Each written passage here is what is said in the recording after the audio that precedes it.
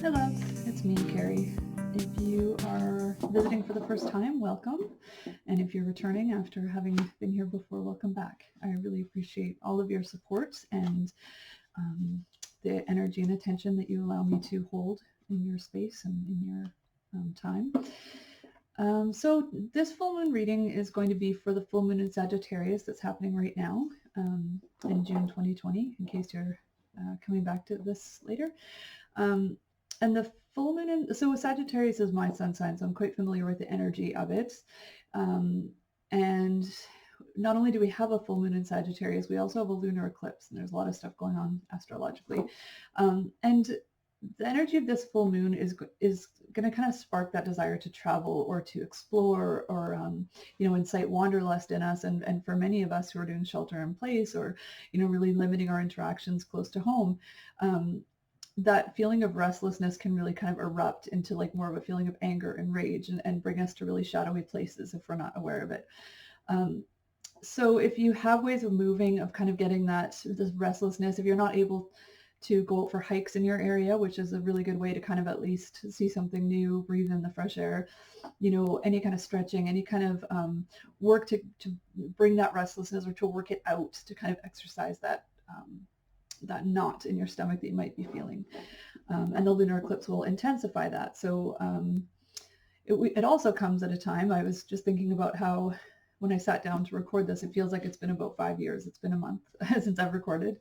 But with all that's happened, I mean, we were in the middle of the pandemic when I first spoke to you, and now we're in the midst of some very necessary uprising in the US, and voices that have tried to be heard in all means of ways and have not been heard. They're rightfully demanding to be heard now, and there's justice being called in action, being called to the table, as well as inaction, calling people out who are not active in those circles. And so we have like this whole combustible feeling going on. So just knowing that can help, just kind of recognizing that, recognizing what you're feeling, doing what you can to help, also taking care of yourself, making sure that you're, I suffer from mental health issues, so I know that I have to really watch how much media I take in, and watch where I'm at too, where I can't help at all. I can't help people in my circle. I can't help people outside of my circle. I can't take part in social justice if I'm, shut down. So a little bit of a balancing act there. I hope that everyone is managing that okay and nourishing themselves in every way that they can, taking care of their friends, supporting the people of color that they know and don't know, and just reaching out where you can. So if you haven't seen one of these readings before, what I've been doing is drawing a card for each of the 4 weeks between this full moon cycle and the next, and just kind of get a feel for the energy, what kind of healing we can do in each of those weeks. And then I also draw a card for meditation, to something to ponder over the sort of the energy of the whole month as a collective. So we will take a look at this.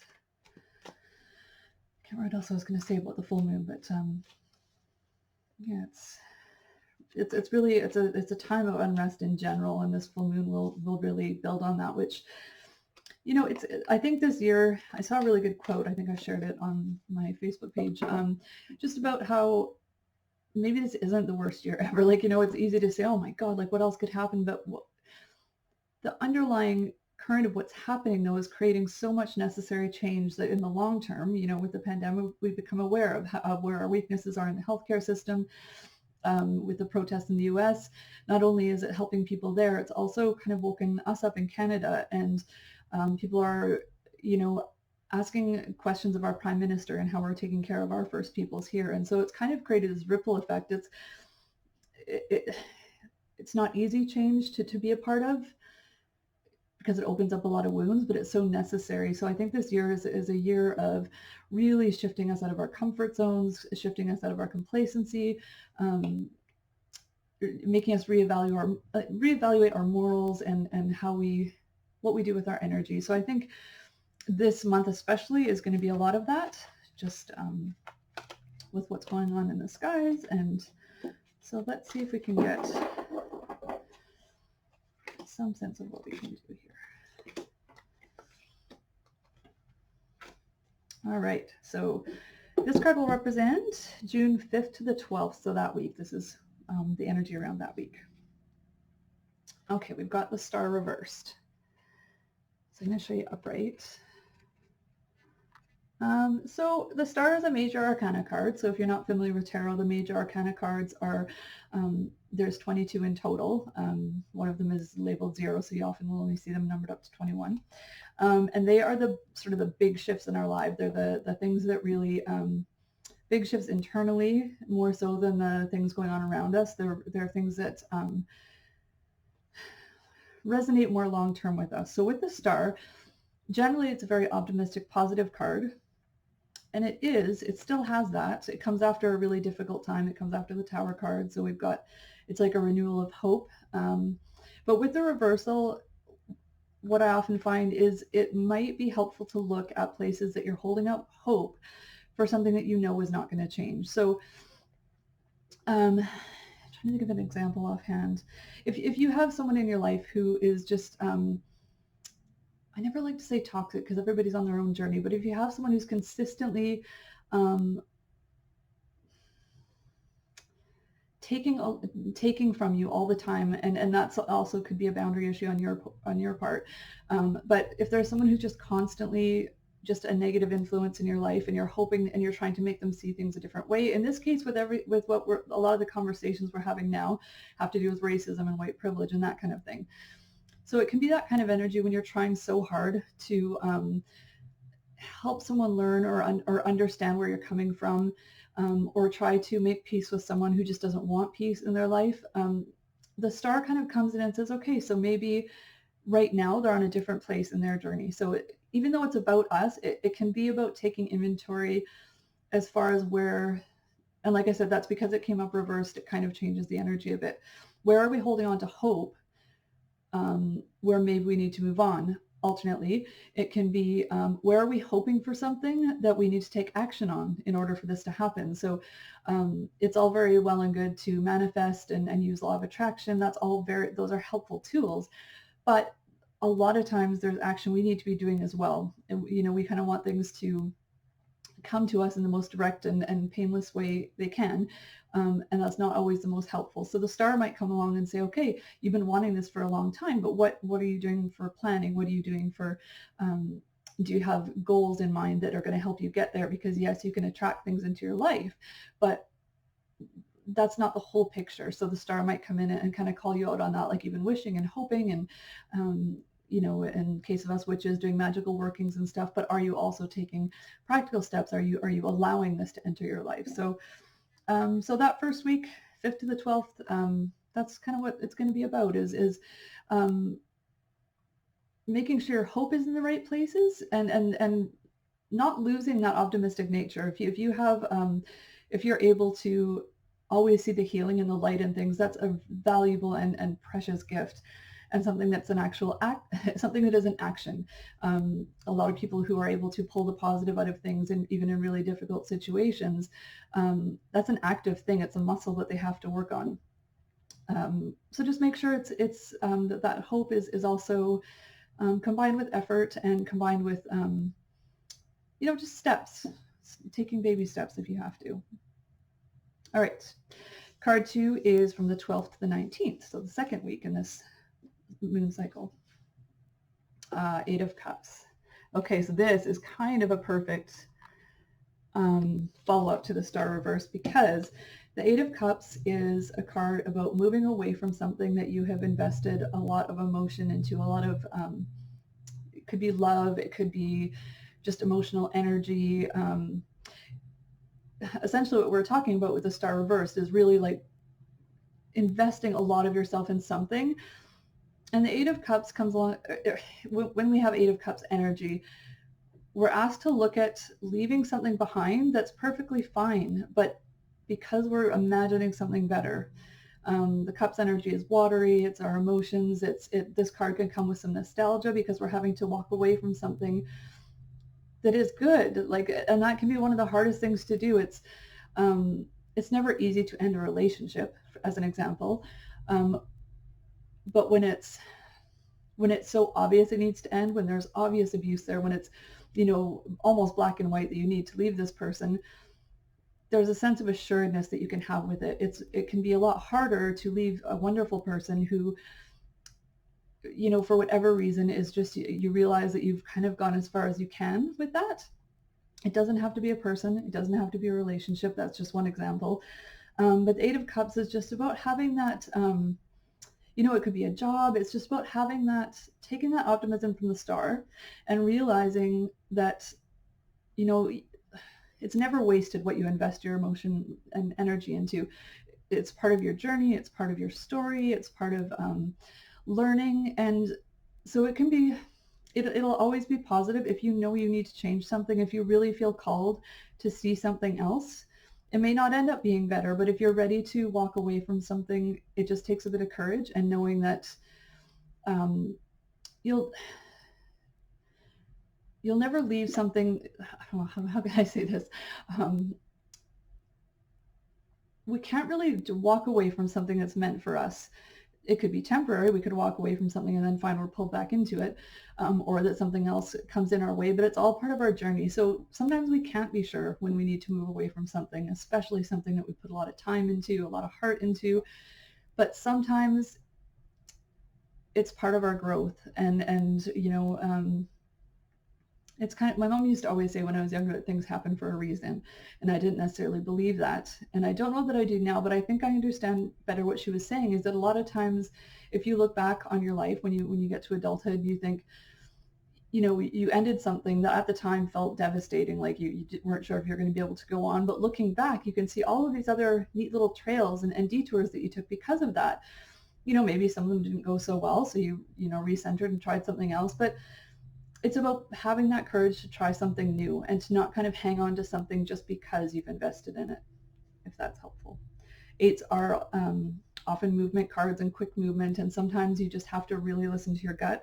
There's a crescent moon featured in the card too. It's got a very hermity energy. So I think with this card, you'll know, like, if there's something in your life that you've been really considering that it seems to have kind of leveled off, you'll know in your gut when it's time to walk away to see if there is something better over that hill. So that's week 2 energy, and it comes really well after the star reverse. So week 3, we're looking at the 19th to the 26th of June. Queen of Cups. Lots of watery energy so far. And what I love about water, and actually I pulled this card for a reading with a friend, and I remember thinking about how cool it was that the Queen of Cups is this beautiful embodiment of the cup suit. She's nurturing, she's very fluid, and it made me think about how the Queen of Cups energy is often, it can be seen as very soft and very gentle, but when we think about what water is capable of over time, and that they, you could put a big rock and water will flow around it, and you can, build up a dam and water will find a way, but water also erodes things. Like over time, if there's something that the Queen of Cups wants, she doesn't grab it. She slowly works it into her life with, not causing damage, just slowly makes it happen. And I love that energy. And I say she just because it's a feminine sort of receptive energy, not gender specific, but the Queen of Cups energy is very intuitive and very kind of sensual in her own way, and often really in tune with her dream world and her so I think with the 8 of Cups, moving while you're listening to your gut and moving into a week of Queen of Cups energy, it'll just be a very nurturing time. And I think you'll feel sort of that wherever the water was stopped flowing in that 8 of Cups, you had to reroute it, the Queen of Cups will kind of come along and sort of wrap herself around you and make you, or help you to see that that it was the right choice and that you're on a new path, and that you're in making those decisions, we actually gain emotional integrity and emotional maturity, because we're forced to cope with all these new feelings, because every time we walk away from something, it's different. Some of the feelings will be the same, but there's always something a little bit different, a little bit, something inside of us that cracks open a little bit that we have to work on. And so it's always growth, and growth is never comfortable. But the Queen of Cups will kind of come in and still your waters a little bit if you feel a bit shaken up after having to move away from one thing. yeah, I think that's all I want to say about that right now, but I'll see how they all come together at the end too. Because the crescent moon on the 8 of Cups comes right before the Queen of Cups, and she's got a full, so it's kind of like that, that idea that the moon, even when it's not as its brightest, it's still a profound light.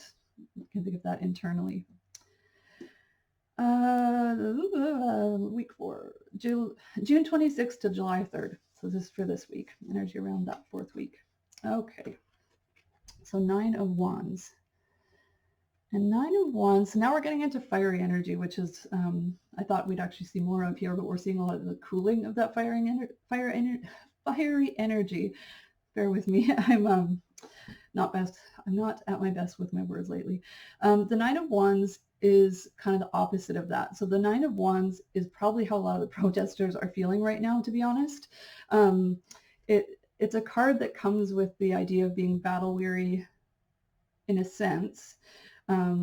Fire energy is our passions, our ego, our will, the things that really drive us, the things that we care deeply about that, really fire us up. So it's the exact energy of the people who are getting out there and being courageous and standing in the front lines. It's our frontline workers during the coronavirus. It's all of that deep love and passion that the 9 of Wands is kind of, if you've ever been like climbing a hill on a hot day and you get almost to the top and you think, I don't want to, I can't, it's just a little bit further, but I can't do it. The 9 of Wands taps into that energy we have in all of us that says, no, we're going to do it. And you get that little second wind. And with this, it can be a lot more metaphorical. It's not necessarily walking up a hill on a hot day. It's tapping into that courage, that last little bit. It's kind of like a reserve tank in a car. I often think of what this card is you're almost out of gas, and then it finds a little bit more gas to, keep your car going. But again, nines tend to be a reflective number in the tarot too, where you're almost at your goal, because 10 is sort of the last chapter in that series, if you will. And the 9s, we can tend to look back and think, okay, do I still want this? Am I on the right path? Am I, I felt really fired up about this, a year ago, and now I'm kind of running out of, I'm running out of energy, I'm running out of steam. And then the 9 of Wands energy is like, no, of course you still want this. You've been working for this whole time. We're going to see this through. So I think if you find yourselves feeling, weary, especially if you are doing a lot of protesting and taking action in your community, which hopefully you are, just hang in there. Like that. You're so close to making a breakthrough and helping. And if it's in your own personal life, no matter how this takes form in your life, I use the protesters just because it's kind of a perfect example of that energy. But wherever it is that you've been putting a lot of your fire into, if you find it waning and you wonder if you're going to be able to make it to the end, but you want to, you'll find it. You will find it. Yeah. All right, I'm going to draw a card for the overall energy of the month, kind of something to return back to. All right, we've got the King of Pentacles reversed. So kings are in some ways the highest evolution of their suits. They've kind of gained mastery over it. So the Pentacles are earth energy, and they are everything in our physical realm and practical realm, our home, our finances, our bodies, our foundation too. And so the King of Pentacles upright would allude to a really strong foundation. In reverse, it kind of makes sense here because a lot of our foundation is being shaken up. I mean, this card could almost represent the whole year. And what I was talking about in the beginning is just that necessary shakeup of absolute truths we might have, improperly built foundations, kind of like the tower comes in and breaks us down to our foundation. King of Pentacles reverse can do that. It can feel like a lack of stability.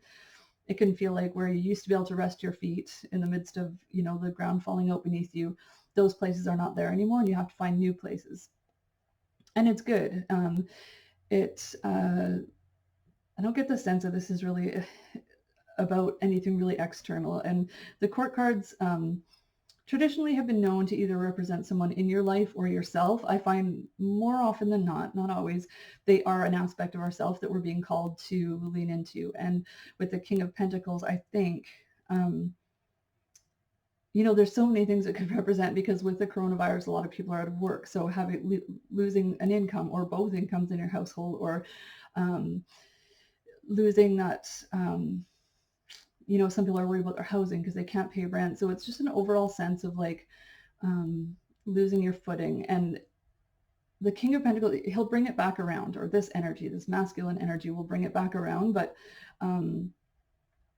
find your new footing. Like when you have that sense that the ground's been pulled out and you go to reach for your normal supports and they're not there, just know that there are still supports there. You just might have to reach a different way. You might have to find a new way to do things, and that's not always comfortable. But if you can allow that to happen, if you just recognize, okay, I'm being asked to find new supports here, whether that's the support of the people around you, if you're finding people are dropping out because they're not comfortable with the conversations that are being raised, that's okay. You'll find new people who will help hold you and help you, have these conversations and fight for justice. And so finding new foundations is actually a good thing. It can feel a bit disarming, I guess. So reorienting yourself this month, kind of finding how you can feel that sense of stability in ways that maybe you haven't been able to do before, or new ways that you're being called on to find stability amidst a lot of unrest. So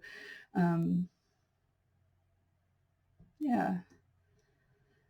And grounding too. Pentacles always remind us, if we're not grounding, to do so. And that can come in the way of like going outside bare feet, like digging your feet into the dirt, gardening. If you can't garden, if you've got plant pots on your veranda, in your kitchen window, doing something with dirt, with root vegetables, really spicy teas and soups, and anything that kind of really brings that warmth and that feeling of being held back into your body. And like I said in the beginning too, like if you're feeling that restlessness and you're really feeling unease and you can't travel, so you don't know what to do with it, get your body moving however it works for you. And I know we all have different abilities when it comes to mobility. So however that works for you, it could just be breathing. If you have mobility only in your arms, then use those to stretch out, neck stretches, back stretches, whatever it is that your body will allow. It can really help disperse that. Otherwise, I find that we can take that tension and that fiery energy, and you can just sit in a ball, and it can cause heartburn, and it can cause indigestion. And so getting it moving can be really helpful too. What do we not see? So there's no sword. So it's actually kind of interesting, because swords are a lot of times a battle of wits, a battle of words, and that's certainly a theme right now. So I think it's showing that we'll be able to focus on other things too. We can listen to that, we can educate ourselves, but we can come back to the things that we need to do in our to get our energy back up, so we can have those conversations again.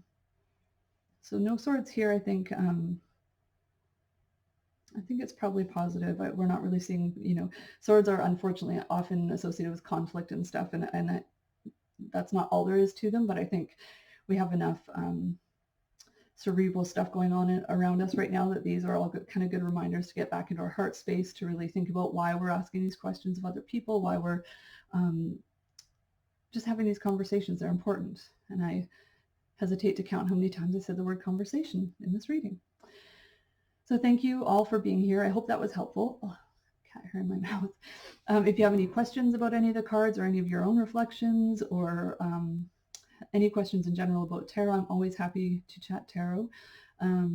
You'll be able to contact me directly through this newsletter.